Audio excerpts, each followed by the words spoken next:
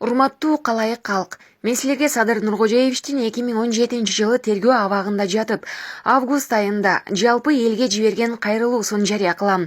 Бул кайрылууну ошол мезгилде президенттик шайлоого даярдыктар жүрүп жатканда мага аманат катары берип, жалпы элге жарыя кылып коюумду өтүнгөн. Бирок ошол кезде белгилүү себептерден улам Садыр Нуркожоевичтин жакындары караманча каршы чыгып, жарыя кылдырбай коюшкан. Азыр бул кайрылуусун окуп олтурсам, бүгүн да актуалдуулугун жоготпоптур. Ошол үчүн чапанымды чечип алышса да, эч кимден сурабастан ушул аманатты аткарып коюуну туура көрдүм. Төмөндө Садыр Нуркожоевичтин кайрылуусу. Садыр Жапаров: урматтуу кыргызстандыктар, өлкөбүздө көп улуттуу калк жашайбыз. Бир мамлекетте жашап жаткандан кийин казак, өзбек, орус, тажик, уйгур, дунган, мейли кайсы улут болбосун, баарыңыздарга кайрылуу жасаймын. Кыргызстан эгемендик алып, өз алдыбызча жашап келе жатканыбызга 25 жыл болду. Биз сыяктуу эгемен алган өлкөлөр байгер жашоону бияка коелу, бүгүн алды космоско уча баштаса, биздикиндей кен байлыктары жок. Чөлдө жашаган өлкөлөр деңиздин үстүнө асман тиреген имараттарды кура башташты. 30 жыл мурда бизден артта турган өлкөлөр өз жарандарын, туугандарын таштап, өлгөнгө чейин өкмөт өзү багып жатат. Биз болсо өз байлыктарыбызды талатып тонотуп, кара курсакты тогуза албай, насыядан насыяга батып, гум жардам менен жашаган өлкөгө айландык. Курсактагы балабызга чейин $700 карыз болдук. Өлкөбүздүн келечеги болгон жаштарыбыз тентип кетти. Буга ким күнөөлүү? Албетте, биринчи кезекте өлкө башында турган жетекчилер күнөөлүү болсо, экинчи кезекте жалпы элдин да кандайдыр бир деңгээлде күнөөңөр бар. Анткени байлыгыбызды уурдап, талаптонуп кетип жаткан урларды көрүп билип туруп, токтотуп калбаган кайдыгербиз. Анча-мынча эл арасынан чыгып, митингдерди уюштуруп, токтот деп бир кыйкырып коюп, кийин жагында дүнүйөгө же кызматка сатылып кеткен жаш лидерлерибиз күнөөлүү. Себеби лидер болмуш болуп калып, элдин ишеничине кирип, элди ээрчитип алып, ишти аягына чыкпай, жеке кызыкчылык үчүн соодалашып, акчага же кызматка сатылып кетишип, эл тажап, лидер сымалдарга ишенбей, кайдыгер болуп калганбыз. Мындай көрүнүштөр ар бир облуста азыр да кайталанып жатат. Ошентип бүгүн өлкөбүз жардын кырына келип калды. 6-7 жылдан кийин Кытай мамлекетине 2 миллиард, башка өлкөлөргө 3 миллиард доллар карызыбызды төлөй турган убакыт келет. Албетте төлөй албайбыз. Казынабыз бош. Жыл сайын 10 миллиард сомдун тегерегинде тартыштыгыбыз бар. Бизден сурабай туруп, жерлерибизди алышат. Себеби мамлекет башчыларыбыз Кытайдан карыз алып жатканда, эгер өз убагында төлөй албай калсак, суверендүүлүгүбүздөн баш тартабыз. Эл аралык сотко кайрылбайбыз. Кокус соттошуп калсак, сот Гонконгдо Кытай тилинде болсун деп кол коюп беришкен экен. Суверендүүлүгүбүздөн баш тартабыз деген сөз, эгер насыяны үстөгү менен төлөө мөөнөтүн бир эле күн кечиктирсек, мамлекетибизди силер башкаргыла деген сөз. Бул эч талашсыз. Бул эле эмес, жылуулук берүү борбору, түндүк түштүк альтернативдүү жолу, датка кемин электр чордону дагы Кытай тараптын башкаруусуна өтүүгө макулбуз деп кол коюшуптур. Булардын баарын Кытай тарап алып башкара баштаса, биз эч кандай каршылык көрсөтө албайбыз. Бизге дүйнөлүк держава болгон өлкөлөр да жардам бере алышпайт. Анткени мамлекет башчыбыз мамлекеттин атынан кол коюп берген Кыргыз-Кытай эл аралык келишими турат. Мен Кытайдан келип жаткан инвестицияларга жана эки мамлекеттин ортосундагы ысык мамилеге эч каршы эмесмин. Бирок мынча көп үстөгү асмандын башы болгон насыялардан мурда терең ойлонуп, жети өлчөп биргесиш керек эле. Кайра төлөп берүүчү булактар аныкталыш керек болчу. Качан гана өз убагында төлөп кетүүгө көзүбүз жеткенде алсак болмок. Ошондо да 2% менен эмес, 0,75% менен алышыбыз керек эле. Кыргызда сөз бар, болор иш болду, болсу канды дейт. Эми эмне кылыбыз керек деген суроо туулат. Пайдасынан зыяны көп, чыгымдары асмандын башы болгон бүгүнкү чириген башкаруу системасын тез арада өзгөртүп, 2 айдын ичинде жаңы башкаруу системасын ишке киргизишибиз керек. Ар бир тыйынды үнөмдөө үчүн парламент партиялык эмес, бир мандаттуу округтардан шайланып, 35 депутаттан ашпасын, ар бир райондун өзүнүн депутаты келсин. Чынын айтсак, 6 миллион калкы бар өлкөгө 35 депутат дагы көптүк кылат. Депутат деген жол оңдобойт, көпүрө салбайт, мектеп курбайт, мыйзам жазып, анын аткарылышын көзөмөлдөсүн, кадр тандоо иштерине кийлигишпесин, өкмөттү президент өзү башкарып, жалпы эл алдында жоопкерчиликти толук өз мойнуна алсын. Бир эле вице-президент болсун. Бүгүнкүдөй пайдасынан чыгымы көп башкаруучулар армиясынын кереги жок. Жыл сайын бир жолу жалпы элдик курултай чогулуп, президент менен парламенттен жылдык отчетторун алып, иштерине баа берип, президент менен парламенттин ишине канааттанбаса, ошол эле замат отставкага кетирип, жаңы шайлоолор болуп турсун. Мына ошондо гана накта элдик бийлик орнойт. Иштей албаган президент менен парламентти 6 жыл күтүп, убакытты кетириштин кереги жок. Убакыт Кыргызстан өнүгүү алсын деп күтпөйт экен. Дүйнө элдери космосто жүрөт. Биз эмдигиче күрөк кетмен доордо жашап жатабыз. Бул ачуу чындык. Мына ушундай реформаны канчалык тез жасасак, дүркүрөп өнүгө баштайбыз. Болбосо сазга батканыбыз баткан. Профессионалдуу кадрлардан турган, башка өлкөлөрдүн өнүгүүсүнө салым кошуп, чет мамлекеттерде иштеп жүрүшкөн 21 кылымдын кадрларын тез арада мамлекеттик кызматтарга тартышыбыз зарыл. Тааныш билиш, тууган урук деген оорудан арылып, чыныгы профессионалдарды конкурс менен кызматтарга алышыбыз керек. Эшикте 31 кылым, дос, жолдош чоро, куда сөөктөр башкара бергидей илгерки заман эмес. Эгер ушундай өзгөртүүлөрдү бүгүн жасабастан, эт менен челдин ортосундагы башкаруу система менен кете берсек, казынабыз бөксө бойдон илең салаң болуп, 2023 жылкы президенттик шайлоого жетебиз. Андан аркы мамлекетибиздин бүтүндүгү күмөн. Ошондуктан бүгүнкү өтүп жаткан ар бир күнүбүз кылымга тете болуп турат десем эч жаңылышпаймын. Кийин муну тарых тастыктайт. 2025 жылдан баштап жерлерибиз кертилип кете баштайт. Биз өзүбүз ээ боло албай, башыбызды мыкчып олтуруп калабыз. Көзү ачыкты кылбайын, бирок мен муну теше көрүп турам. Бул кырдаалдан чыгып кетүүгө бүгүн чара көрбөсөк, кийин 1000 аракет кылсак да кеч болуп калат. Система алмашкандан кийин 2 айдын ичинде коррупцияны жок кылабыз. Коррупция менен күрөшүп, ага убакыт, нерв коротуп кереги жок. Анын тамырын талкалайбыз, баш көтөргүс болот. Коррупцияны жок кылуудан тандалма болбойт. Тууганчылык, жердешчилик, тааныш билиштик деген маселе өтпөйт. Өлкөдө адилеттүүлүк менен мыйзамдуулукту катуу жана бекем орнотобуз. Президенттен баштап жөнөкөй жарандарга чейин мыйзамдар бирдей иштейт. 2 жылда республикалык казынаны 5 эсеге өстүрүп, тентип кеткен 1 миллион мигранттарыбызды чет өлкөлөрдө туалет тазалатпай, улуу сөздө уят жок. Ошол өлкөнүн абышка кемпирлеринин боксийдигин жуудурбай кайтарып келебиз. Ар бирин ата-эне бала чакасынын маңдайында иш менен камсыз кылып, ар бир кыргызстандык үй бүлөнү байгерчилик жашоого жеткирип, күчтүү мамлекетке айланабыз. Буга акылыбыз да, күчүбүз да жетет. Мамлекетибиздин мүмкүнчүлүгү да бар. Буларды аткарууда президент болгон адамда эл менен адилеттүүлүк гана болуш керек. Өлкөнүн өнүгүүсү президенттен гана көз каранды экенине 15 жылдан бери саясатта жүрүп, толук көзүм жетти. Болгону напсисин тыйып, таза иштеш керек экен.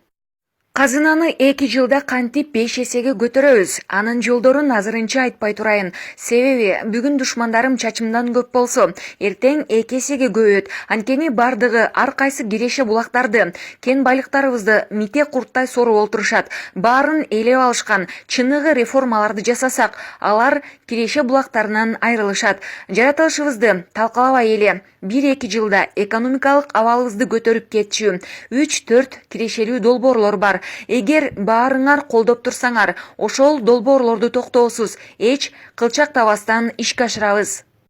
Жогоруда айткан өзгөрүүлөрдү бүгүн жасап, долбоорлорду ишке ашырсак, анда 2025 жылы бардык сырткы карыздарды өз убагында төлөп салууга жана мамлекеттик кызматкерлердин айлыгын, пенсия пособияларды 2-3 эсеге көтөрүүгө мүмкүнчүлүгүбүз пайда болот. Элдин жашоосу дароо оңоло баштайт. Менин ушул кайрылуумдан кийин экономист, финансисттер 2 жылда бюджетти 5 эсеге көтөрүүгө, мигранттардын баарын кайтарып келүүгө мүмкүн эмес деп чыгышат.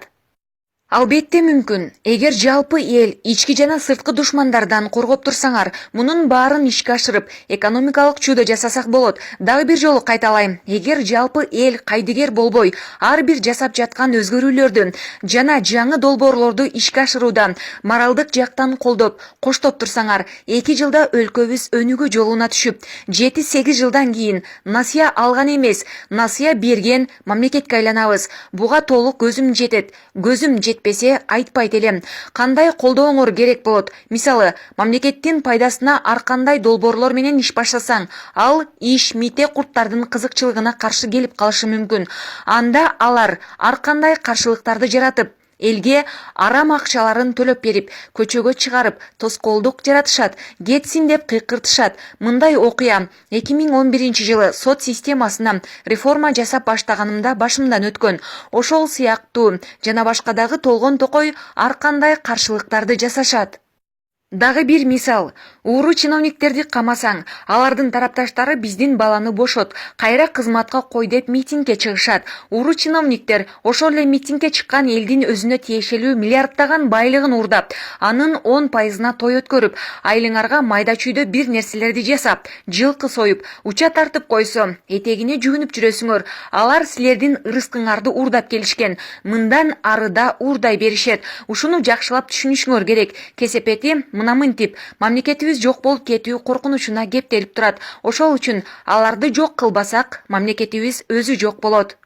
Уурулар жогорку эшелонда 150-200 адамды түзөт. Бири-бирин колдошуп, бир кызматтан айдалса, экинчи кызматка өтүшүп, 28 жылдан бери айланып тегеренип эле казынабыз соруп келе жатышат. Куда сөөк, өкүл атам, өкүл апаларга айланып, чырмалышып кетишкен. Буларды Кыргызстандын келечеги кызыктырбайт. Себеби баарынын чет өлкөлөрдө виллалары бар. Коркунуч жаралганда чет өлкөлөргө чыгып кетишет. Коркунуч бүткөндө кайра келип, баягы эле майлуу кызматтарга орношуп, мамлекетти соро беришет. Буга 2 жолку революцияда күбө болдук. Башкаруу системабызды тезинен түп тамырдан бери реформалап, буларды тазаланбасак, жакшы жашоо, күчтүү мамлекет түшүңөргө да кирбесин. Бир коррупционерди камап койсо эле, коррупциядан арылабыз деген бул жомок. Башкаруу системабыз өзү коррупциялашкан. Ошол үчүн жалпы коррупциялык системадан мамлекетибиз кутулуу үчүн жалпыңардын моралдык колдооңор керек болот. Эгер бийлик башына келип, ушуларды 2 жылда жасай албасам, анда креслодо тырышып олтурбастан, элди аянтка өзүм чогултуп, чогулган элдин алдында кечирим сурап, башымды балтага коюп бергенге даярмын деп ант беремин. Элим жана мамлекетим үчүн башымды канжыгага байладым. Текеберлик кылгандан болбоюн. Бүгүн мен силердин колдооңорго муктаж эмесмин. Мамлекетибизди сактап калыш үчүн ар бириңер өзүңөр колдоого муктажсыңар. Бүгүнкү күндүн ачуу чындыгы ушундай. Бүгүн президент болом деп жулунгандардын көбү мамлекетибизге чыккынчылык кылгандар. 15 жылдан бери саясатта жүрүп, алардын баарын ичинен билип калдым. Ошол үчүн мени президенттик шайлоого катыштырбай, түрмөдө кармап жатышат. Азыр мени баатырга, улуу инсандарыбызга теңеген сөздөрүңөрдү угуп жатам. Азырынча баатырдын Б тамгасына таты элекмин. Эл ачкадан тентип жүргөн, башка өлкөлөрдүн алдында чөгөлөп турган кембагал өлкөдө баатырмын, академикмин, доктор, профессормун деген уят. Азырынча бир да баатырыбыз элдин таламын талашып, чындыкты айтканын көрө элекмин. Качан гана алдыга койгон максаттарыбызга жетип, Кыргызстанды кылтактан чыгарып, мигранттарды өлкөбүзгө кайтарып келип, эң кедей деген үй бүлөнүн ит аягы алтындан болгон заманга жеткиргенибизде гана баатыр, академик, профессор, докторбуз десеңер жарашат. Азырынча андай наамдарды айтуудан уялышыбыз керек. Тилекке каршы 10 жылдан бери мамлекетти байытуу боюнча көптөгөн иш аракеттеримди мите курттар аягына чыгарышпады.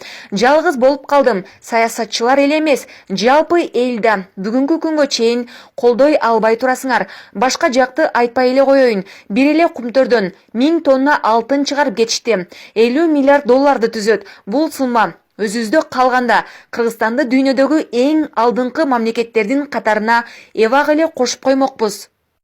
Мага байлык керек эмес. Жалгыз жанын итте багат деген сөз бар. Анын сыңарындай бир үй бүлөңдү байлык топтобой эле багып койсоң болот. Байлык топтоп алып, аны көрүңө көтөрө кетпейсиң. Азыркы башкаруучуларга окшоп, чет өлкөлүк олигархтарга сатылып, мамлекеттин, элдин байлыгын алардын пайдасына иштетип, элди, бүтүндөй мамлекетти аларга кул кылбаймын. Байлык, бийлик, жамандык, жакшылык, жыргалчылык, кыйынчылык, көпкөнчүлүктүн баарын басып өттүм. Балким ушунун баарын көрсүн деп, Кудай мага атайлап сыноо берди деп ойлойм. Мага эми өлкөбүздүн эртеңи, түбөлүк бүтүндүгү, жаштарыбыздын келечеги керек. Менин да бала чакам, небере чөбөрөлөрүм ушул мамлекетте жашайт. Ооба, эгер саясатка аралашпасам, мен деле силерге окшоп кайдыгер жашоодо жашап жүрөт белем, ким билет. Бирок мамлекетибиз кептелген туңгуюктан баарын өз көзүм менен көрүп туруп, кантип ал туңгуюктан чыгып кетчү жолду билип туруп, дудук болуп жата албадым. Бүгүнкү башкаруу системасы боюнча мамлекетибиздин келечек дагдыры үчүн конкретно бир адам жооп бербейт. Парламент өкмөткө шылтайт, өкмөт президентке шылтайт, президент кайра парламентке шылтайт. Ошентип 25 жылдан бери бири-бирине шылтаган айлампа башкаруу системасы менен өлкөбүз тонолуп, жардын кырына келип калганын өз көзүңөр менен көрүп турасыңар. Мындан ары бир киши жоопкерчиликти өз мойнуна алып, мамлекетти кылтактан чыгарып кетпесек, кийин күнөөлүү ким экенин таппай калабыз. Тапканда деле ал убакта жазалоо маселесин биз чечпейбиз. Ошондуктан кимде ким таза иштеймин, жемкорлукка азгырылбаймын, мамлекетибиздин жаркын келечеги үчүн башымды сайдым деп ант бергенге духу жеткендер болсо, бир муштумга бириккиле.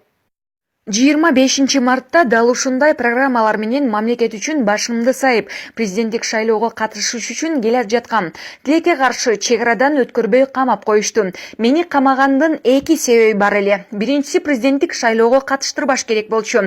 Экинчиси, Кумтөр жана өлкөбүздүн бардык аймактарындагы миллиардтаган кен байлыктар ташылып бүткөнчө тамагыбызга тыгылган сөөк болбой түрмөдө жатсын дешти. Бийлик эки максатын тең ишке ашырды. Президенттик шайлоого камакта жатып катыша албадым. БШК уруксат бербеди. Өлкөбүздөгү кен байлыктардын кору түгөндү. Азыр ушундай кыйын абалда жатсам дагы, мамлекетибиздин эртеңки келечеги кандай болот? Бала чакаларыбыз кандай өлкөдө жашайт? Мамлекети жок улут, жетим баладай дегендей, өмүр бою кул болуп, башка өлкөлөрдө тентип калышпайбы деген сарсана болуп жатамын. Ата бабаларыбыз, кыздарыбыз күң болбосун, балдарыбыз кул болбосун дешип, биз үчүн, ала тобубуз үчүн канын төгүшкөн. А биз болсо урпактарыбыздын келечегин ойломок түгүл, көр оокат менен кара курсактын кулу болуп кеттик. Ала тобубуз талкаланып бүттү. Ошондуктан баарыңыздарга кайрыламын. Мейли ким болсо, милициясыңбы, аскерсиңби, мугалимсиңби, дарыгерсиңби, же карапайым калксыңбы, менин башыма балта тийбесе болду деп жата бербестен, уутуңарга карабай, бир жакадан баш, бир жеңден кол чыгарып, терең ойлонгула. Эртеби кечпи, ар бириңердин башыңарга балта тиет. Анткени Кыргызстанда барыңардын бала чака, небере чөбөрөңөр жашап жатышат. Мындан ары да жашайт. Өзүңөргө баары бир болсо да, ошолордун келечек жашоосу үчүн баш көтөрүп койгула. Бир кишинин колунан эч нерсе келбейт экен. Көп түкүрсө көл болот дейт. Кеч болуп кала электе, мамлекетибиздин бүтүндүгү үчүн, урпактардын келечеги үчүн ар бириңер алдын ала кам көргүлө демекчимин. Болбосо 7-8 жылдан кийин кемебиз чөгөт. Акаевчи, Бакиевчи, Атамбаевчи, красный черный болуп бөлүнбөгүлө. Баарыңар бир кемеде экениңерди эч качан эсиңерден чыгарбагыла. Эгер ушул сөзүм дагы силерди ойготпосо, анда Кыргызстандын келечеги өлдү. Мен деле жеке кызыкчылыгымды көздөп жата берейин. Сиздерди терең урматтоо менен Садыр Нуркожоевич Жапаров, Бишкек шаары, СИЗО 1, 10 август 2017 жыл. Урматтуу калай калк, андан бери Садыр Нуркожоевичтин атасы дүйнөдөн өттү. Бир ууч топурак салып, акыркы сапарга узатканга да мүмкүнчүлүк беришпеди. 1 грамм алтын болсо да өз өлкөбүздө калсын, өз элибиздин пайдасына иштесин деп Кумтөр сунуштаган 100 миллион доллар параны албай, бийлик менен содалашпай жатып энесинен, баласынан айрылды. Кудай бир дагы пендесине мындай оор сыноо бербесин. Бирок ушундай кыйын абалда жатса дагы мамлекетибиздин эртеңки келечеги үчүн сарсанаа болуп жатат. Эл күнүмдүк көрө оокат менен алпурушуп жатабыз. Эмне, мамлекетибиз жок болгондо турабызбы? Бир эле Садыр Нуркожоевичке керекпи мамлекетибиз? Көзү өтүп кеткен Исхак Разаков агабызды тирилип келсе деген сөздөрдү айтабыз. Мына силерге 21-кылымдын Исхак Разакову Садыр Жапаров деп айталам. Мамлекетибиз үчүн башымды сайдым деп атат. Мен ушул жашка чыкканым Садыр Нуркожоевичтей башын сайып, таза иштеген бир да саясатчыны көрө элекмин. Элдин талабы менен чыгарып алышыбыз керек. Башка жол калбады. Биз адвокаттар бардык мыйзамдуу жолдор менен Садыр Нуркожоевичтин 1 грамм күнөөсү жок экенин толук далилдеп бердик. Ошентсек да бийлик менен соттор мыйзамдарыңды уруп ойнобой күч менен кармап жатышат. Элдин баарына колдонуп жаткан мыйзамдарды Садыр Нуркожоевичке келгенде тебелеп өтүп жатышат. Болбосо Садыр Нуркожоевич 3 жылда мурун эркиндикте болмок. Керек болсо мамлекетке чыккынчылык кылгандар Садыр Нуркожоевичтен кийин камалып, бүгүн эркиндикте жүрүшөт. Эмне дейбиз? Эл тараза, эл сынчы демекчи, элдин талдоосуна койдук. Мен бул кайрылуусун жарыялагандан кийин туугандары же башка бирөөлөр постуңду алып сал дешип мени жаман көрүшү мүмкүн. Мындай учурлар көп эле жолу болуп келе жатат. Баары бир албаймын. Мен туура кылып жатам деп эсептейм. Кийин мени туура кылган экенсиң деп айтарыңарга терең ишенем. Анткени бул кайрылууда бир кишинин эмес, 6 миллион элдин кызыкчылыгы турат. Садыр Нуркожоевичтин чек араларыбыз боюнча 15 жыл мурда айтканы бүгүн туура келди. Азыр менин кичим экеним Баткенде күн сайын чырчыгып, чек арачыларыбыз өлүп атат. Кумтөрдө катастрофа болот, алдын албасак адамдарыбыз өлөт деп 8 жыл мурда айтканы туура келди. Катастрофа жүрүп, 2 адамыбыз өлдү. Эми бүгүндөн кечикпей өзгөрүүлөрдү тез жасабасак, 6-7 жылдан кийин бизди башка мамлекеттер башкарат деп жатат. Дагы кандай далилдер керек бизге? Кеч боло электе ойгонолу, калайык калк. Милициянын отставкадагы полковниги Жогорку кеңештин 3-чакырылышынын депутаты адвокат Номанжан Аркабаев.